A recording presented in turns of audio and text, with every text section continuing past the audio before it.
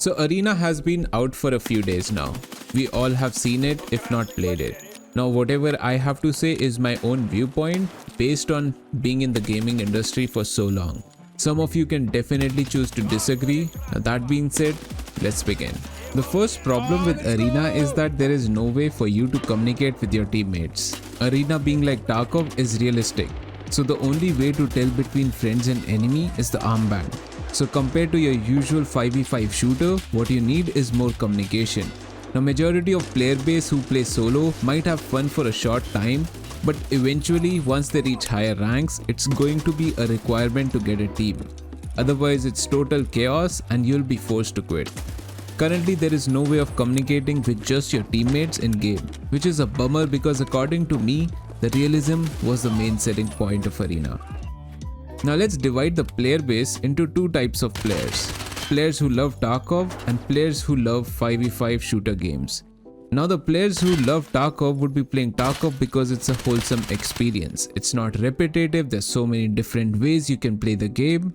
But this particular community will never be into Arena because it's not their type of game to begin with. Now the other segment of player who loves 5v5 shooter games genre would never pay for something that is not as polished as other free-to-play 5v5 shooter games, which are already in abundance. There's not a lot that Arena brings to the table in this segment apart from the requirement of better communication among players to be successful, which I can see as a selling point, but that too only for esports.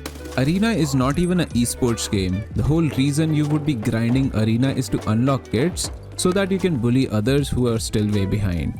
The concept does not sound like esports to me. There's no economy system in the rounds that you play. There's no such requirement of different types of kits to be used. 90% of the fights at close quarters and something like a ASVAL is the go-to kit right now. I don't look at BSG as a game developer who would make esports ready game. They're amazing at what they do because they have great ideas, but they are a long way from making polished games. Which brings me to the last reason, optimization. Now I was really hoping that Arena would have better optimization than Tarkov and a hell lot of FPS. But that's not the case. The map size is so small compared to EFT maps, but the FPS, let's just say it's garbage. All the other 5v5 shooters have great FPS even on potato PCs. So we already crossed off a big chunk of players who probably can't play this game because of specs. Now what we understood from previous BSG podcasts was that Arena is going to be linked with Tarkov. But currently that's not the case. Now we still need to wait till Vibe to get better understanding of how it works.